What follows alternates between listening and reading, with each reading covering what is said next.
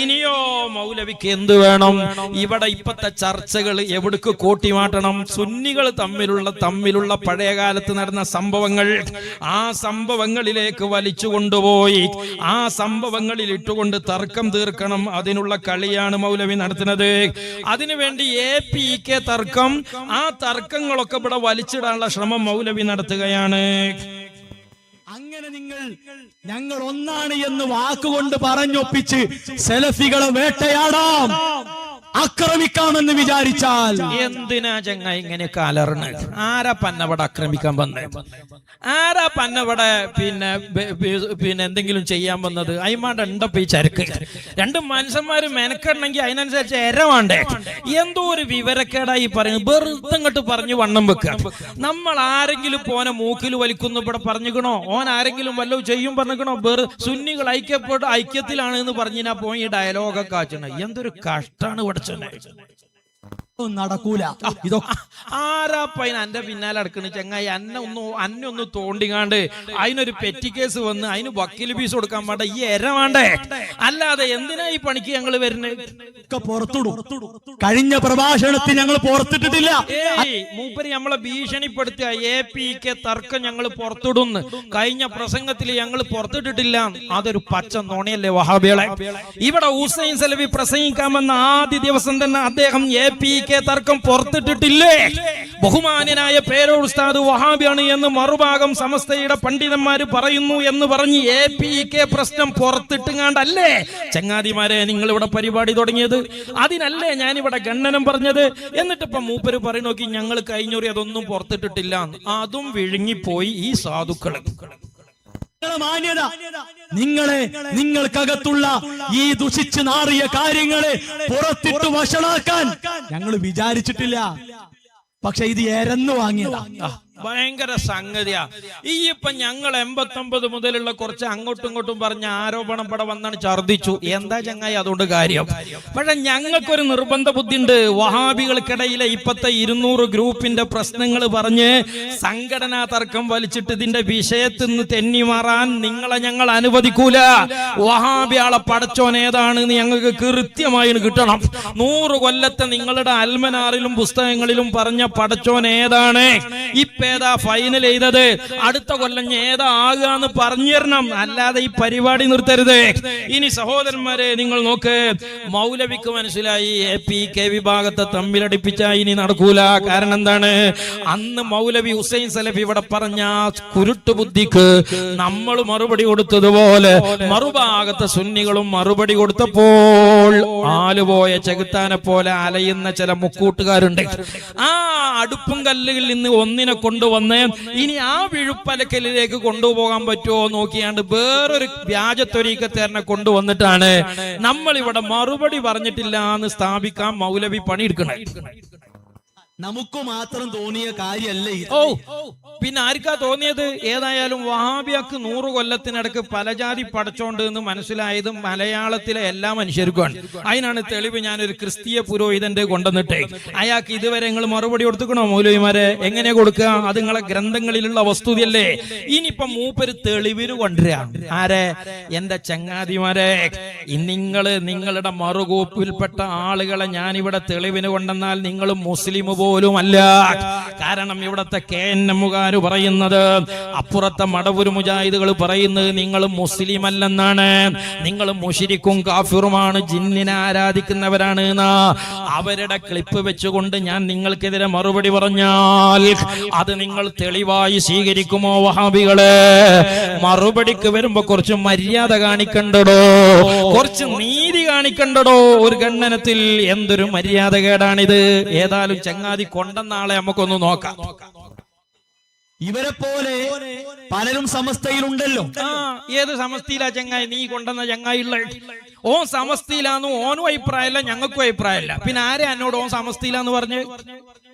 അവർക്കും തോന്നിയ വിഷയമാണ്, അല്ലെങ്കിൽ അവർക്കും ബോധ്യപ്പെട്ട കാര്യമാണ്. ഇവിടെ പ്രഭാഷണത്തിന് മറുപടിക്ക് വന്ന ആളുകൾ മറുപടി പറഞ്ഞിട്ടില്ല.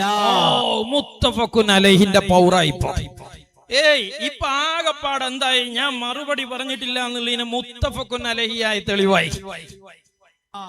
സമസ്തയിൽ തന്നെ ഉള്ള എന്നാരെ എന്നോട് പറഞ്ഞ് ഏത് സമസ്തയിലാ ഓനുള്ളത്, എവിടെയാ ഓന്റെ മെമ്പർഷിപ്പ് ഒന്ന് പറഞ്ഞോണ്ടെങ്ങായി. എന്തിനാടെ പൊന്നാര ചങ്ങായി ഈ നുണ വന്ന് ഈ തെരുവിൽ ഇങ്ങനെ പറയുന്നത്?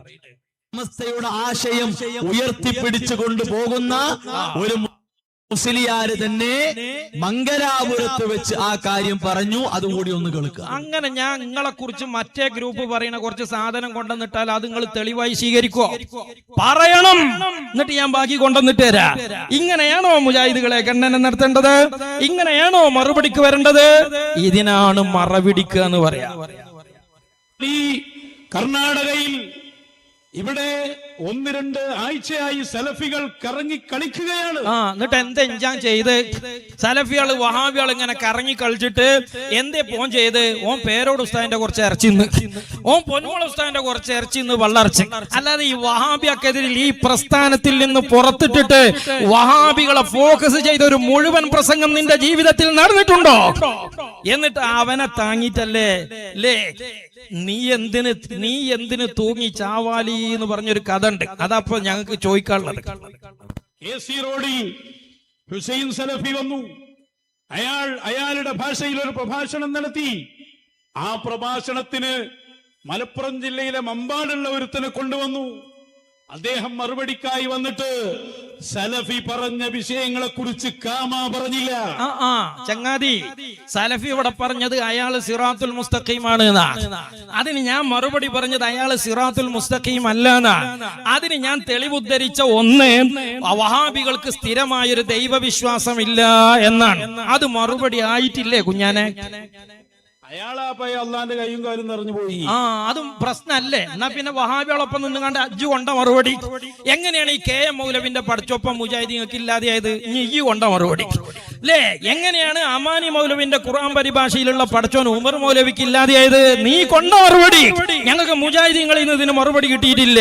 അതുകൊണ്ട് ഇനി മറുപടി നീ കൊണ്ട. നാളെ വഹാബികൾ വീണ്ടും അവിടെ പരിപാടി വെക്കുകയാണ്. അതുകൊണ്ട് എന്തൊരു തീർപ്പതിയോനെ അല്ലേ? നമ്മൾ വഹാബിയൊക്കെ മറുപടി പറയുമ്പോ വലിയ ടെൻഷൻ ഉണ്ടാകുന്നത് ആരാ? ഇവനാ അല്ലേ? നിഫാക്ക് എന്നല്ല ഇതിനൊക്കെ പറയാ. കാരണം അവർക്ക് ആഘോഷമാണ്. ആഘോഷം ഓൽക്കല്ല, ഇഞ്ചാനാണ് ആഘോഷിക്കണേ കുഞ്ഞാനാ, അല്ലാതെ മൗലൈമാരല്ല. മൗലൈമാരുടെ ആഘോഷത്തിലുണ്ട് ഓലെ പ്രസംഗം കേൾക്കണേ എനിക്ക് മനസ്സിലാവും. കേട്ടല്ലോ, മറുപടി പറഞ്ഞിട്ടില്ല. തെളിവായല്ലോ, മുത്തഫഖുൻ അലൈഹി. ചങ്ങാതിയെ കൊണ്ടുവന്ന് നമ്മളിവിടെ മറുപടി പറഞ്ഞിട്ടില്ല എന്ന് പറഞ്ഞോടുകൂടെ ഭയങ്കര തെളിവായി. ഓ മുജാഹിദ് മൗലവി, ആ മനുഷ്യനെ നിങ്ങൾ ഇവിടെ തെളിവായി കൊണ്ടുവന്ന സ്ഥിതിക്ക് ഞാൻ ചോദിക്കണേ, അയാളെ നിങ്ങൾ തെളിവായി സ്വീകരിക്കുമോ? അയാളെ നിങ്ങൾ ഷാഹിദായി അംഗീകരിക്കുമോ? അയാളെ തെളിവിന് പറ്റുമെന്ന് നിങ്ങൾ അംഗീകരിക്കുമോ? പറയണം. എന്നിട്ട് ഞാൻ കുറച്ച് സാധനം തരാം, എന്നിട്ട് നിങ്ങൾ അത് തെളിവായി സ്വീകരിക്കേ. എന്താ ചങ്ങാതിമാരെ? അപ്പൊ APK പറഞ്ഞ് ഇവിടെ ഒന്ന് കുളം കലക്കി മൗലവിക്ക് ഇവിടുന്ന് ഇങ്ങനെ ഈ പല്ലി എന്ന് പറഞ്ഞൊരു സാധനം ഉണ്ട്. അതിങ്ങനെ എന്ത് ചെയ്യും? ശത്രുക്കളെ കണ്ട വാല അവിടെ മുറിച്ചിട്ട് കൊടുത്തിട്ട് പല്ലി തടി കാലിയാക്കും. ഈ രീതിയിൽ ഇവിടെയുള്ള സുന്നികളെ തമ്മിലടിപ്പിച്ച് കണ്ട് കഴിച്ചിലാകാനുള്ള ശ്രമമാണ് ചങ്ങായി നടത്തിയത്. മമ്പാടുകാരൻ എന്ന് പറഞ്ഞാൽ ആരാ? ഞാന് ബഹുമാനപ്പെട്ടല്ല, വിനീതനായ ഞാൻ ഇവിടെ വന്ന് പ്രസംഗിച്ച ആളാണ്. അയിമലൊന്നും സമയം വെറുതെ കളയല്ലേ. അയാളെ നോട്ടിലുള്ള കാര്യങ്ങൾ പറഞ്ഞു പോയി എന്നല്ലാതെ. അതെ, പിന്നെ ഈ പറയണേ ഞാൻ പറയോ? ഞാൻ എന്റെ വിശ്വാസാ പറയാ. എനിക്ക് നിങ്ങളെ കുറിച്ചുള്ള നിലപാടും നിങ്ങളെ കുറിച്ചുള്ള ബോധ്യങ്ങളാ പറയാ. ആ ബോധ്യം തെറ്റാണെങ്കിൽ അത് തെറ്റെന്ന് പറയാനാണ് നീ ഇവിടെ ട്രെയിൻ ഇറങ്ങണത്. അത് വന്ന് പറ. അൽമനാറിൽ ഞാൻ വായിച്ച പഠിച്ചോ നിങ്ങൾ പറഞ്ഞിട്ടില്ലേ? കണങ്കാലുള്ള പഠിച്ചോനും കണങ്കാലില്ലാത്ത പഠിച്ചോനും നിങ്ങളെ ബുക്ക് തന്നെയല്ലേ? ആകാശത്തിരിക്കണ പഠിച്ചോനും ഇരിക്കാത്ത പഠിച്ചോനും രണ്ടും നിങ്ങളെ പോക്കറ്റിലില്ലേ? മറുപടി പറ. ഇനി നിനക്ക് പറ്റൂലെങ്കിൽ നീ കൊണ്ടുവന്ന മറ്റോ പറഞ്ഞോലും മതി. ഞമ്മക്ക് അതിന് മറുപടി കിട്ടണമെന്നുള്ളൂ. ഹുസൈൻ സലഫിക്ക് മറുപടി പറഞ്ഞിട്ടില്ല. പിന്നെ ഇനി മറുപടി പറയണമെങ്കിൽ ഇതിങ്ങനെ ആന കുമ്പിട്ട മാതിരി ഉണ്ടാവോ? അതിങ്ങനെ തന്നെയാ മറുപടി.